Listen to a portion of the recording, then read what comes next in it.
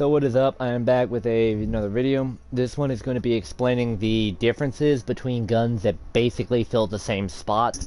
There are a number of guns in this game because of all the DLC guns that they added that fill a relatively similar role. Like for example, melee weapons. There are 9 melee weapons in the game and they all fill the same role of being a one-shot kill type weapon.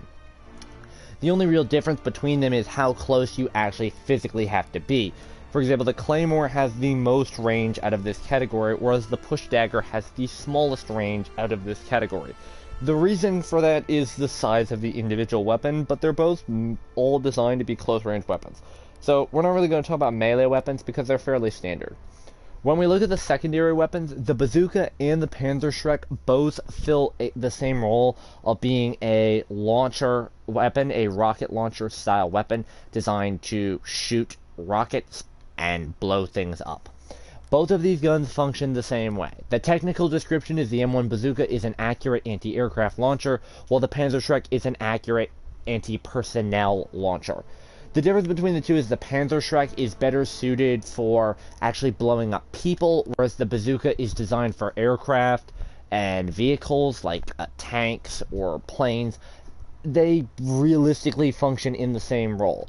Of the two that I would recommend, I'm probably going to recommend... Yeah, see, good for taking out infantry. If I'm being realistic, I would recommend the M1 Bazooka. The reason why I would recommend this is it has a range advantage being an aircraft tool. The Bazooka has more range than the Panzer. While the Panzer is better suited because it has a larger area of effect and deals more damage, the Bazooka's range gives you the ability to not kill yourself as much. The problem with both of these explosive launchers is realistically, you're going to be using them for the sole purpose of simply just blowing somebody up. Unless you're trying to kill that pesky cavalry guy in war that just will not get out of there with a shield. Other than that, this is mostly a statement piece type weapon or something you're using to get rid of like a wall or just scare the enemy away. In realistic terms, the Bazooka is the better option of the two over the Panzer. For pistols, it's kind of funny because there's actually 3 of the 6 pistols. There's only 3 different types of pistols. The first one by itself is the machine pistol, so we're not going to cover this gun at all. The second class are the revolvers, which include the Enfield No. 2 and the Reichs revolver. The Reich revolver is listed as a gun with a high rate of fire and moderate damage. It has a 7 rate of fire and a 7 damage stat. This is in comparison to the Enfield 2, which is a revolver with high damage and high recoil. This has an 8 damage and a 5 rate of fire. Realistically, the most important thing to note between the two revolvers is that the Reichs revolver is relatively shitty. It has a longer reload time, and it doesn't deal as much damage. It deals more damage than your standard pistols do, but not by much. This is realistically a 2 to 3 shot time to kill for a sidearm, which, while being reliably good, only having 6 rounds doesn't make it the best gun to use. The Enfield is a consistent 2-shot time to kill, although it does have massive kick, and it has a slower reload time being a revolver. So I'm hesitant to recommend either of these pistols. They're not particularly great. The P08, 9mm SAP, and the 1911 all form the same functionality of being the semi-automatic pistol. All of these guns are best suited by simply hitting a headshot. However, that's a lot easier said than done. The P08 is the weakest gun in class. It only has an 8-round magazine, and it only deals 6 damage. It is a semi-auto pistol with low recoil, but the amount of damage it deals is not enough. You're going to be needing 6 shots to kill a single target, and that's if you're hitting all 6 of your shots. Maybe even getting a headshot, you still need 6 shots. This gun is absolutely trash and worthless. The 1911 is not much better. It says that it is a high damage semi-automatic pistol with moderate recoil. It has a higher damage stat. However, there are 2 big drawbacks with it. One is the recoil. The recoil on this gun absolutely sucks, and it has a 7-round magazine. The reason why this is important is because the recoil is going to cause you to miss at least 2 of your shots, and this gun is a 4 to 5 shot time to kill. That means if you're missing 2 shots, that only leaves you 5 bullets. And if your target is full health and you're not hitting a headshot, you need 5 shots. So you can't miss other than those first 2 you're going to miss because of recoil. This gun is not particularly bad. It's definitely an improvement over the P08 in terms of time to kill, but I would not recommend either of these.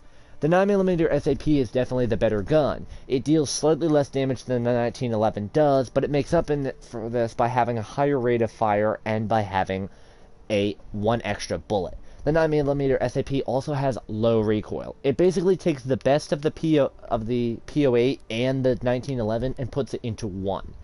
The only real drawback to this gun is the fact that you have to reload so often when using this gun. I do highly recommend this out of the pistol class. Next up, we're going to talk about shotguns. Realistically, there are only two classes of shotguns. There are your long reloads, combat shotgun and toggle action, and the short reloads, the drilling, sawed-off, and blunderbuss. I'm roping the blunderbuss in just to give this class some variety. The blunderbuss is a one-shot weapon. You have to reload every time you pull the trigger, but it's generally a one-shot. This gun is fucking beast mode. Nothing more to say.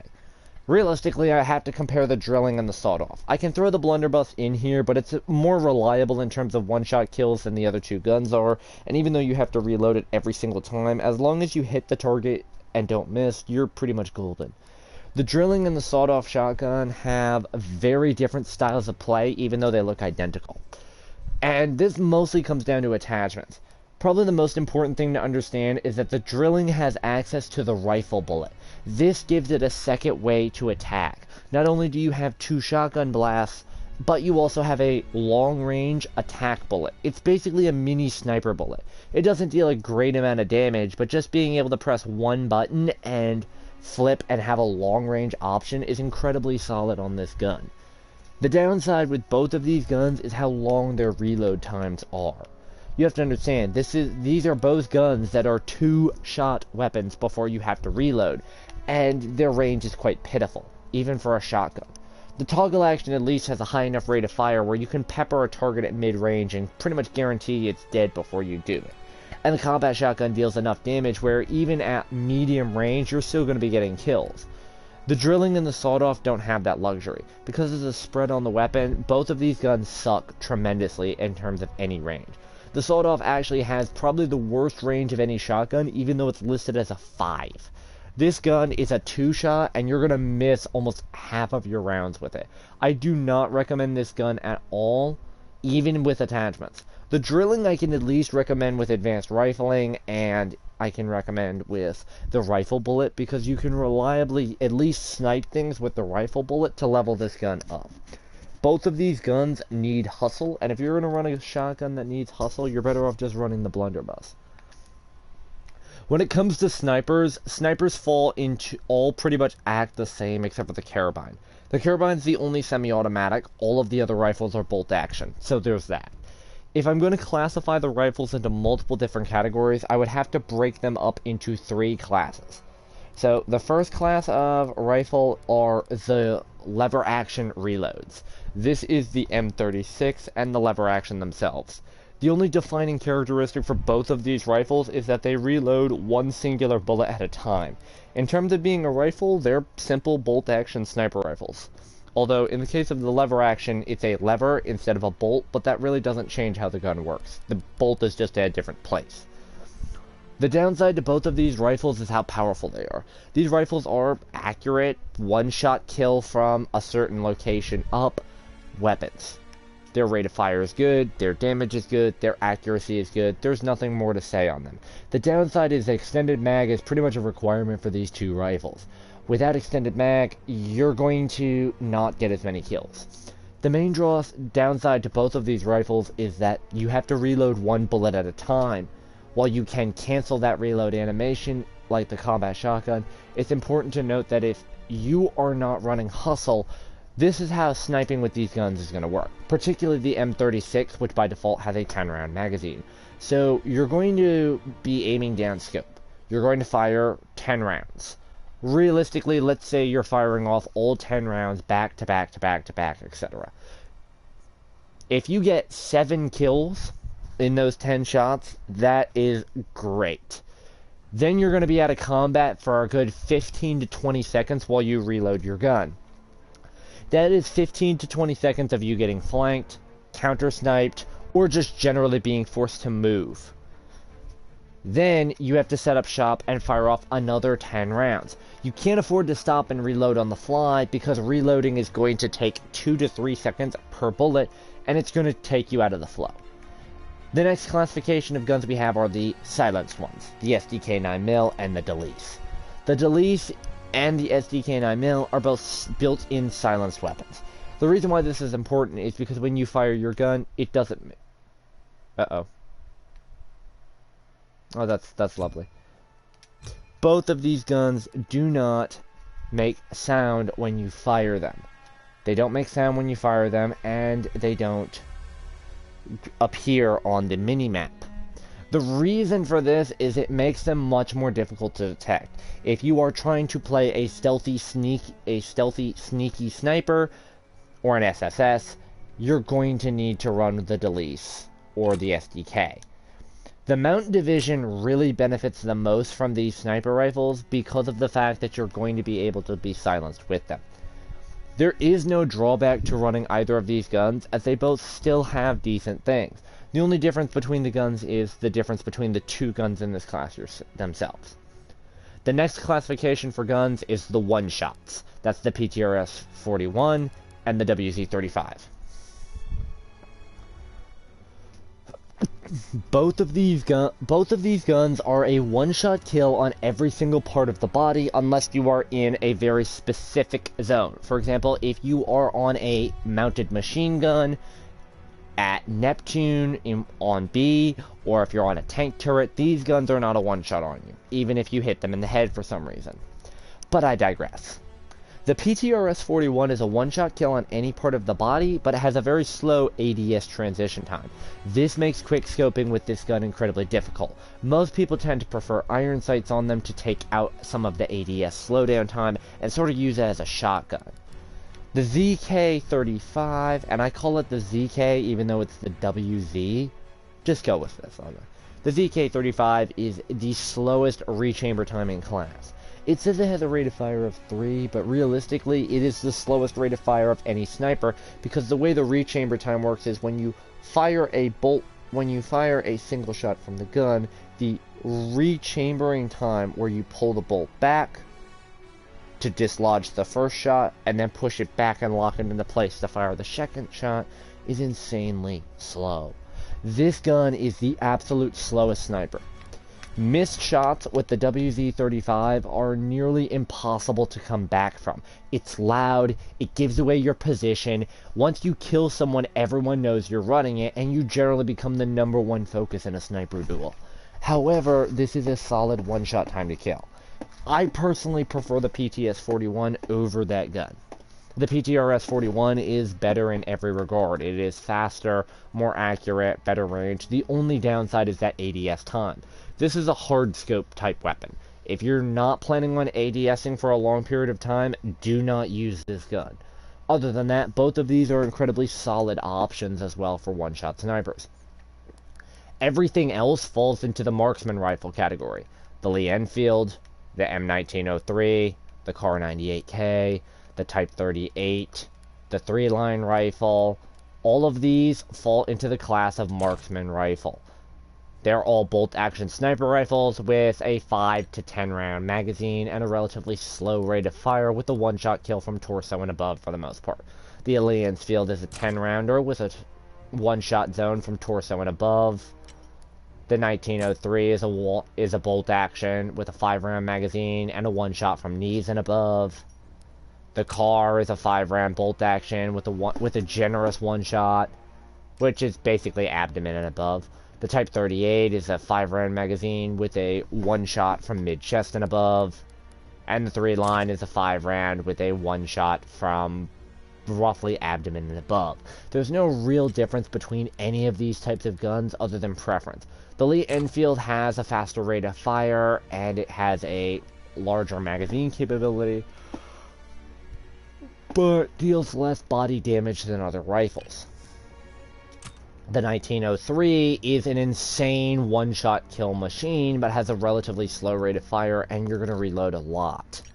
The Kar 98K has a slightly faster rate of fire than the 1903, but it has the same ammo, and it realistically does the same damage.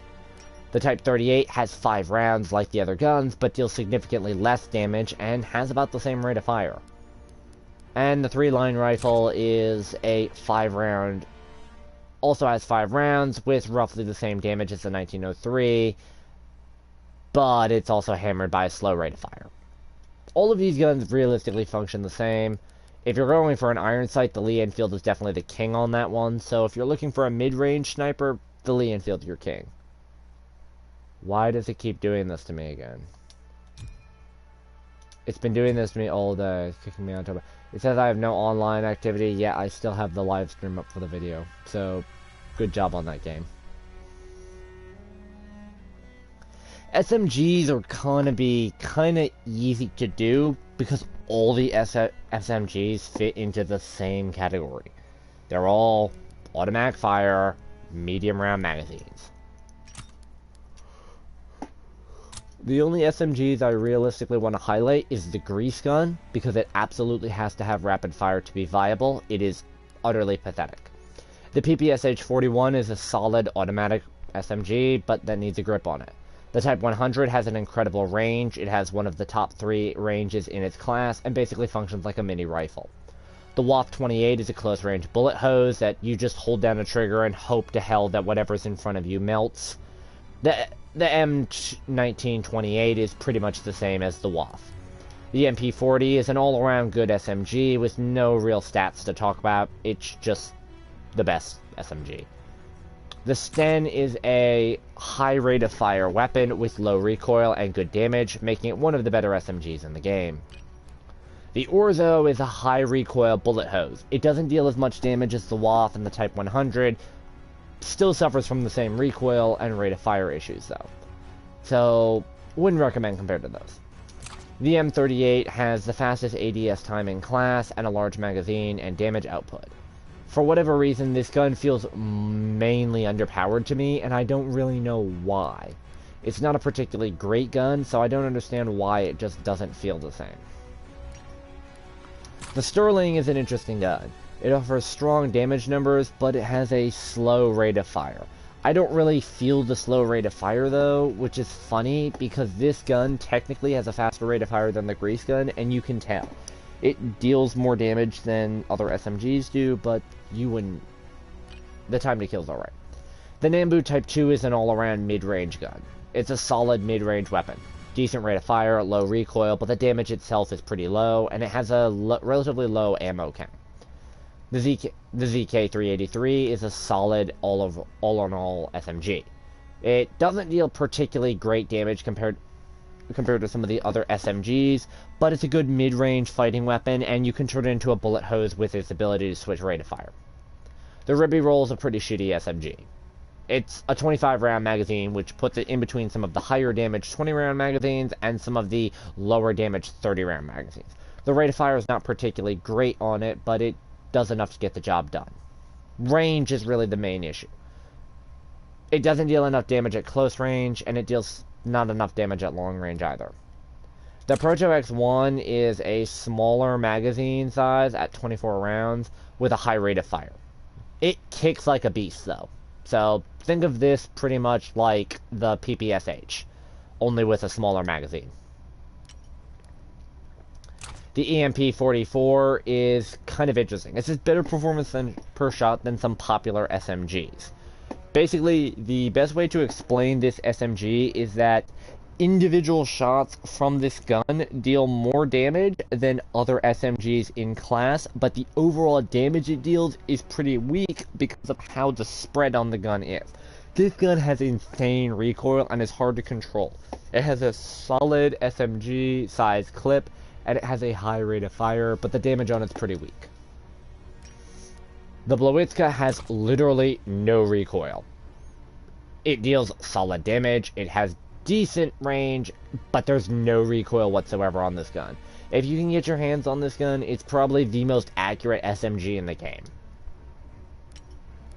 The Irma EMP has incredible range. This is up there with the Type 100 for being one of the best SMGs in the game in terms of range ability. It's essentially a mini rifle.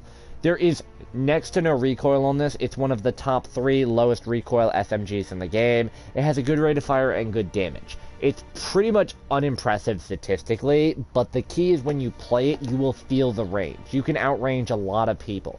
The only downside is at close range, better, faster rate of fire bullet hoses will down you, even though you deal more damage. The Austin says it has the best in-range class, but that's offset by 2 issues. It's relatively low damage, and it's relatively low rate of fire. This gun's rate of fire is on par with the Grease gun. Now, it has more range than the Grease gun does, and while it says it has a damage of 7, the 25 round magazine really limits it. You're going to need at least 5 to 7 shots to kill somebody at range, and even though it has best range in class, that's still going to be a problem with its rate of fire. The M267 is basically the mini rifle. This actually has the best range in class in my opinion. I find this gun having the best range in class. And it deals good damage. The problem with this is it's a 20 round magazine. It's a small magazine size compared to all the other SMGs in the game. While it does have good range, and it's the closest thing, it's probably the closest thing to a rifle that you're going to get in the SMG class, that 20 round magazine is a problem. You're going to get 2 kills, maybe 3 kills, and have to reload. Last is the Bekowik. The Bekowik actually deals insane damage. For an SMG that's labeled as having a 5 damage, this gun is pretty good. It has pretty good to control recoil. You'll still have to control it a little bit, but not too much. 32 round magazine means you can easily get 3 to 4 kills with this gun. This gun is about a 6 shot time to kill, but the recoil means you'll miss a few shots here and there. The rate of fire is good enough. This is one of those guns that's kind of an unsuspecting gun. It looks like a pistol, but it plays like an SMG. Last up we have the rifles, and the rifles are pretty important because there are basically 4 types of rifles. There are marksman rifles, automatic rifles, semi-automatic automatic rifles, and semi-automatic marksman rifles. Pretty much the easiest way I can explain it is this. The M1941 is an automatic rifle. The STG-44 is an automatic rifle. The Bar is an automatic rifle. The Volkswagen is an automatic rifle. The AVS-36 is an automatic rifle. The Automaton is an automatic rifle. The AS-44 is an automatic rifle. The KG M21 is an automatic rifle. The Wimsburg is an automatic rifle. And the GBD-79 is an automatic rifle. All of these guns have a high rate of fire, and they hold, as long as you hold down the trigger, they will continue to shoot bullets. The NZ-41, ITRA Burst, M2 Carbine, and the MG-42 are what I like to call mid-marksman automatic rifles.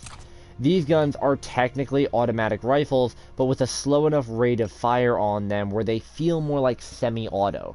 Recoil can be a bit of a pain. A great example on recoil is the NZ-41. It's an automatic rifle, but it has a decent amount of recoil, even though it says it has low recoil. These guns have a slow enough rate of fire where they bridge the gap between a fully automatic assault rifle and a marksman rifle.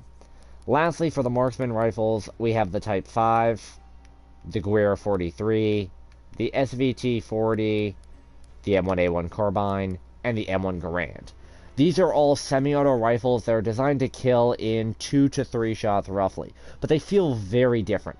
The M1 Garand is anywhere from a 2 to a 4 shot time to kill depending on if you're hitting your shots, but it has a fast enough rate of fire to make up for this.